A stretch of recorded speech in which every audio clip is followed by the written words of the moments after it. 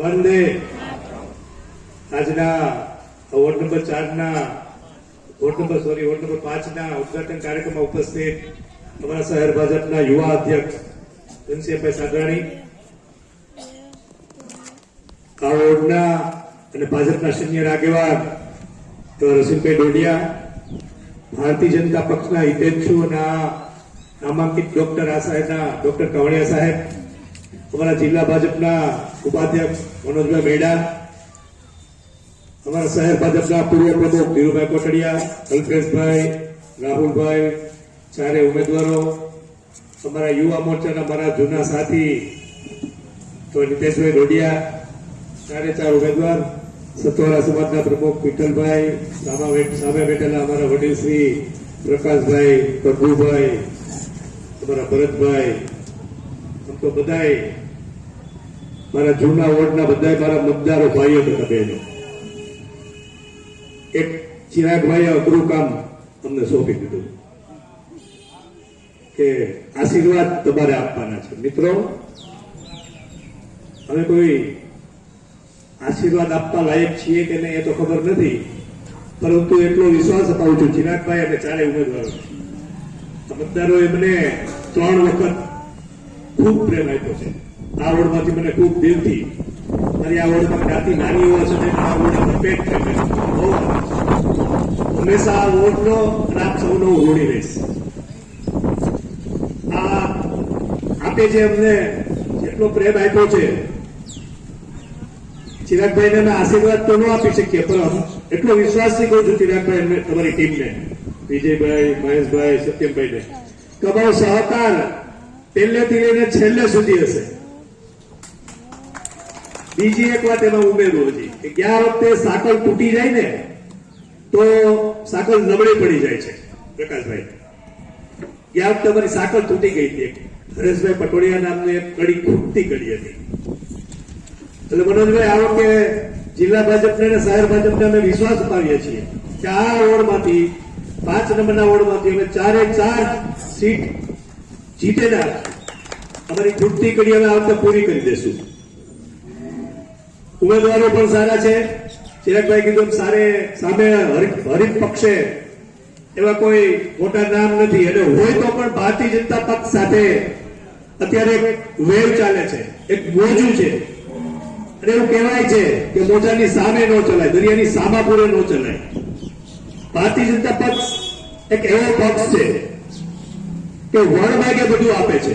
રાજકીય પક્ષ તો છે, પરંતુ સમગ્ર દુનિયામાં સૌથી મોટો પક્ષ અને તમે માયગું ન હોય અને તમને આપે એનું નામ ભારતીય જનતા પક્ષ. અનેક એવા કામો હશે, અનેક એવી યોજનાઓ હશે કે ભારતીય જનતા પક્ષ તમે કોઈ આમાંથી જે 5 લાખ વાળું કાર્ડ છે એ કોઈ આમાંથી માંગવા નહોતું ગયું, પરંતુ નરેન્દ્રભાઈએ એ કાર્ડ દરેક વ્યક્તિને 5 લાખની આરોગ્ય સેવા મળે એના માટે તમારી ઘરે બેઠા તમને પહોંચાડ્યું છે. આવી તો અનેક યોજનાઓ છે.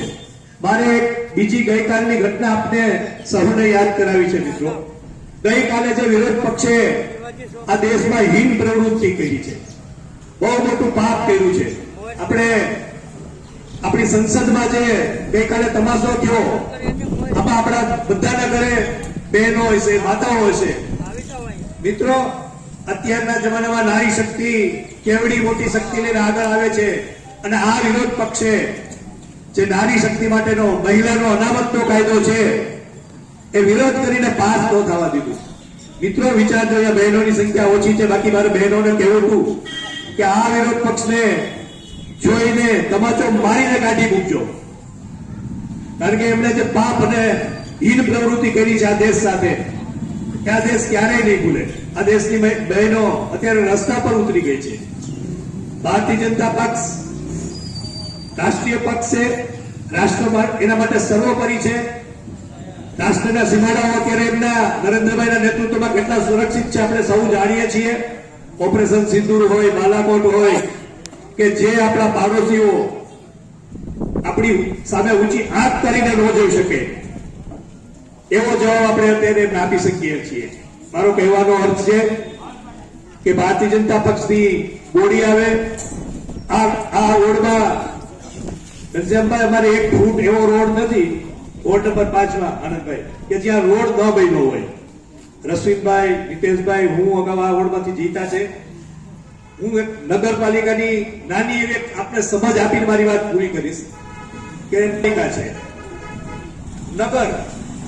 નગરનો સીધો ને સાદો અર્થ એવો થાય છે, ન એટલે નળ, ગ એટલે ગટર અને ર એટલે રસ્તા. આ ત્રણ વસ્તુ પૂરી પાડે અને સારી રીતે પૂરી પાડે એટલે નગરપાલિકા. મને ગર્વ છે મારા વોર્ડ અને વગસા શહેર ઉપર કે ગયા 5 વર્ષમાં 2.5 વર્ષની 2 ટર્મમાં અમે આ શહેરને જે કઈ ઘટતું આપવા માટે પૂરા પ્રયત્નો કર્યા છે અને એમાં મોટા ભાગે અમે સફળ રહ્યા છીએ. અને આ જે પાયાની વસ્તુ છે નગરની, નળ, ગટર ને રસ્તા, આ વોર્ડમાં ક્યાંય એવું ઘર નહીં હોય કે જ્યાં નળનું પાણી નહીં આવતું હોય, ભૂગર્ભ ગટરની તકલીફ હોય અથવા તો રસ્તાની ક્યાંય ખોટ હોય.